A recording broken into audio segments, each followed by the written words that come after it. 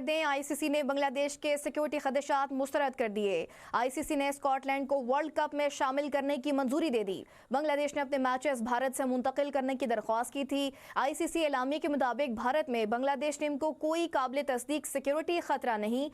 BCB के तहफ़्फ़ुज़ात का हर तरह से जायज़ा लिया गया। आईसीसी के प्लेटफॉर्म से बीसीबी को यकीन दहानियाँ भी कराई गई। बांग्लादेश क्रिकेट बोर्ड को 24 घंटे की मोहलत दी गई थी। मुकर्ररा वक्त में तस्दीक ना मिलने पर मुतबादिल टीम स्कॉटलैंड को बांग्लादेश की जगह वर्ल्ड कप में शामिल कर लिया गया है। आईसीसी का मजीद कहना है कि स्कॉटलैंड सबसे ज़्यादा रैंकिंग वाली टीम होने के बायस मुंतखब किया गया। स्कॉटलैंड आईसीसी T20 रैंकिंग में 14वें नंबर पर है। T20 वर्ल्ड कप 2026 का आगाज़ 7 फरवरी से होगा। इस हवाले से आपको बताएं कि आईसीसी ने बांग्लादेश के सिक्योरिटी खदशात मुस्तरद कर दिए। आईसीसी ने स्कॉटलैंड को वर्ल्ड कप में शामिल करने की मंजूरी दे दी। बांग्लादेश ने अपने मैचेस भारत से मुंतकिल करने की दरख्वास्त की थी।